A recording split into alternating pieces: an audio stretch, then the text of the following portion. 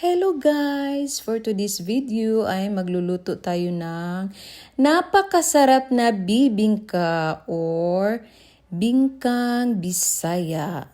Gumamit lang ako ng 8 cups of rice flour, then sugar, 3½ cups, haluin lang natin.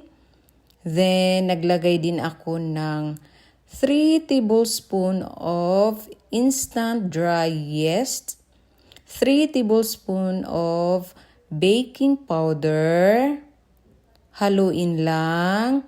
Then gumamit din ako ng gata, yung nasa lata lang ang available dito guys. 3 cans of coconut milk. Dahil malamig sa location namin guys, binabad ko pala ang gata sa mainit na tubig para hindi tayo mahirapan mag-combine. Then pag well combine na siya, rest lang siya natin into 1 hour. Then sa pagpaalsa nito guys, kung malamig ang location, nilagay ko lang siya sa oven. 100 degrees Celsius, then pinatay ko siya, then lagyan lang natin siya ng cling wrap. Then while nagpaalsa tayo guys, gawa tayo ng porridge. Gumamit lang ako ng 1 cup of rice flour, 4 cups of water. Haluin lang siya natin until ma-dissolve ang rice flour. Wag mo nang buksan ang apoy. Then pag na-dissolve na ang rice flour, saka na natin buksan ang apoy at haluin lang siya natin. Then, pag okay na yung thickness niya, tulad niyan, tingnan nyo, pag ganyan na, pwede na yan. Okay na yan. Palamigin lang siya natin. Then, ito na pala yung ating mixture kanina. Gamitan lang natin ng wire whisk para ma-release yung mga bubbles. Saka na natin i-mix ang ating porridge na ginawa. I-mix lang siya nating mabuti guys until well combined. Then, nag-ready na pala ako ng dahon ng saging guys. Nilagay ko na siya sa molder. Yung dahon, nililinisan na ko na yan at saka dinangdang sa apoy.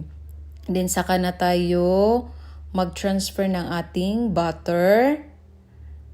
Gumamit lang ako ng aking cup lang, measuring cup lang ang ginamit ko. Then, while nag-transfer tayo guys, may nagpainit na pala ako ng oven. Nag-preheat ako ng 220 degrees Celsius. Depende sa oven guys ha. Ayan na siya guys. Ready na natin ilagay sa ating oven. Bake into 220 degrees Celsius. Sa oven ko to guys ha. Then, for 30 minutes. Sa walang mga oven, guys, pwede nyo to i-steam. Pero, kung ako, mas prefer ko yung oven. Kasi gusto ko kasi yung crunchy-crunchy. Masarap kasi pag yung sa ibabaw na medyo sunog. Ang sarap kasi ng bibingka, guys, pag ganun. Kasi diba sa atin, lalo na pag niluto siya sa kahoy, ang sarap ng bibingka. After 30 minutes, guys, ayan na siya, guys. Then, ipa-cool down lang siya natin. Then, kahit mainit pa, ayan na, excited na akong kumain. Ang sarap kasi ng bibingka, guys. Naisipan kong magluto nito, guys, kasi syempre malapit na ang Pasko. Ito yung mga food na talagang makikita natin at lalo na sa sa simbahan or sa mga handaan. Ayan guys, ang sarap niya guys. Sa mga katulad kong nag-crave, pwede nyo tong gawin guys. Follow nyo lang pala ako sa aking YouTube channel, Luto ni Merzwa. Ang lambot niya guys, tsaka ang sarap niya.